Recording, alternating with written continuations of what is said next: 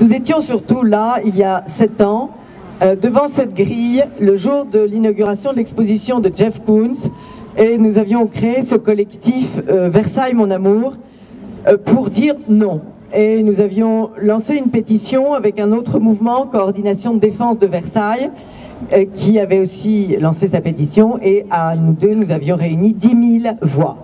Ce qui est étonnant, c'est que 7 ans plus tard, les catastrophes se sont accumulées et il y a toujours seulement 10 000 personnes qui agissent. Il faudra peut-être que ce chiffre soit multiplié par 10. Ce qui est étonnant aussi, c'est les réactions du public, parce que ces œuvres, il faut le dire, sont des offenses. Ce sont des offenses au public qui vient visiter. Le monde entier vient à Versailles. Les touristes payent des sommes astronomiques pour traverser le monde et on leur pollue l'œuvre qu'ils viennent voir. Ce n'est pas tout à fait normal. C'est évidemment une offense à Le Nôtre et une offense à Louis XIV, une offense à Le Nôtre qui a créé cette œuvre aussi harmonieuse, une offense à Louis XIV, comme l'a dit Stéphanie Bignon, puisque Louis XIV a pensé ce jardin. Et j'aimerais dire que le bosquet du théâtre d'eau qui a été apprécié, je l'ai vu hier, je suis très très réservée.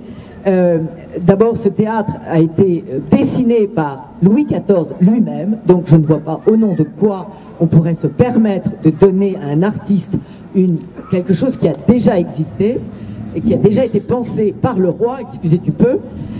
Vous avez remarqué que la fontaine n'est absolument pas centrée, elle est décentrée, alors qu'à Versailles, tout est centré. Cette sculpture est décentrée. Et par ailleurs, les jardiniers ont trouvé intéressant de laisser la pampa derrière les boules dorées. Je ne vois pas beaucoup le sens. Encore une fois, c'est un petit peu étonnant. Et puis, c'est le départ d'autres travestissements du château, parce que ça ne va pas s'arrêter là. L'art contemporain va se répandre absolument partout, et dans 10 ans, on ne sait pas ce qu'on va pouvoir trouver. Alors, plus généralement, vous êtes sans doute au courant, il va y avoir cet été, c'est déjà commencé au Beau de Provence, des projections magnifiques de tableaux dans les carrières des Beaux de Provence. Michel-Ange, Léonard de Vinci et Raphaël. Pensez-vous vraiment qu'un jour on projette les œuvres du Capourien au Beau de Provence? Je ne pense pas. C'est donc qu'il y a une différence. C'est donc qu'il y a quelque chose en plus que le Capourien n'a pas. C'est quelque chose que le Capourien n'a pas. Eh bien, je voulais l'analyser avec vous en analysant en fait ce qu'on appelle les iconoclastes, c'est-à-dire ceux qui n'aiment pas la beauté, ceux qui n'aiment pas la représentation. Ça a commencé par une hérésie au 8e siècle, vous le savez, et puis ça a continué. Ça a continué très vite avec la Réforme. Les réformés ne voulaient pas non plus de représentation du sacré. Ça a continué avec la Révolution française qui a bousculé toutes nos représentations sacrées. Et ensuite, ça a continué avec, bien sûr, les autres révolutions, celle de Staline, celle de Lénine en Russie et celle de Mao en Chine. Vous le savez, cette origine de l'art est sacrée.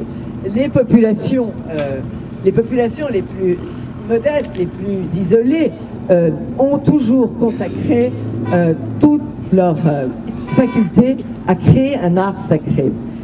Donc, à analyser toute cette série d'iconoclastes, évidemment, je n'ai pas cité les islamistes qui ont explosé les Bouddhas de Bamiyan et qui aujourd'hui se préparent à faire exploser les ruines de Palmyre. C'est évidemment, vous les reconnaissez. Il y a aussi une autre catégorie sur les politiques faut quand même penser qu'on a bombardé Dresde. Dresde, imaginez Dresde qui est la Venise du Nord. Il y a une dernière catégorie d'iconoclastes, eh bien, enfin, l'avant-dernière, les athées militants. Il est quand même très étonnant que dans nos écoles publiques, l'art médiéval soit absolument rayé des cartes. Pourquoi cet art médiéval est rayé des cartes? Parce qu'il est chrétien, évidemment.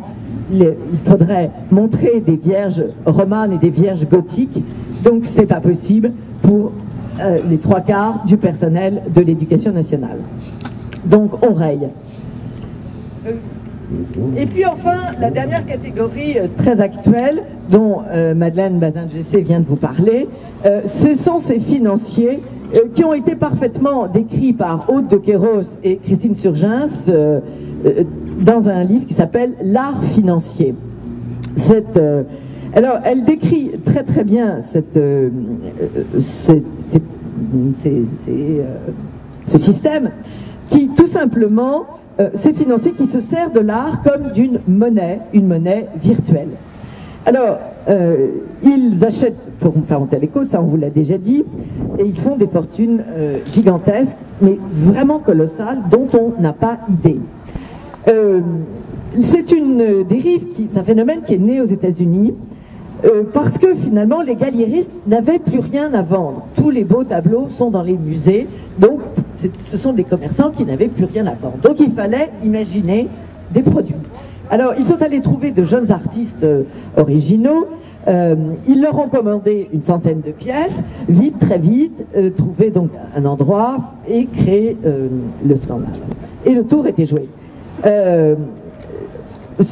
L'exemple du cas d'école, eh bien c'est il y a 7 ans, notre ami Ayagon, proche de Chirac, ancien employé de Pinault et directeur du château, expose Kunz, que collectionne Pinault.